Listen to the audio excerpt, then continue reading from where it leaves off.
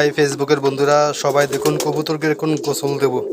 এ হইল পটাশ দিয়ে, দেখুন পটাশ দিয়ে কেমন কবুতরের গোসল করাইতেছি, একটু আপনারা দেখুন।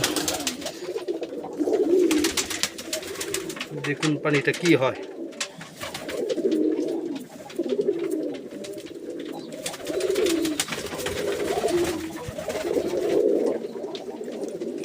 পটাশের পানি খেলে কবুতরের কোনো সমস্যা হবে না।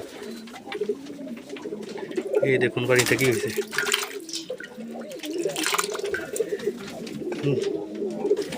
অনেক গরমের তাপ, সেজন্য কবুতরকে গোসল দিলাম পটাশের পানি দিয়ে।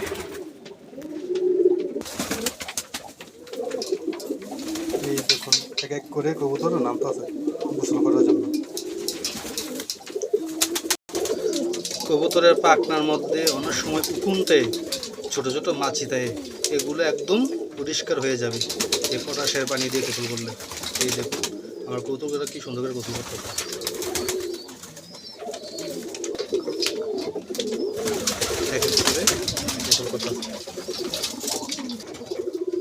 বর্তমানে গরমে যে তাপ, কবুতর স্টক করে মারা যেতে পারে যদি গোসল না করান। সপ্তাহ একবার হলো কবুতরের গোসল দেবেন, সপ্তাহে একবার হলো। আমার পাত্রর একটু ছোট, একটু বড় হলে ভালো হতো, সবগুলো একবারে গোসল করতো, ছোট করে দিতে রাখি।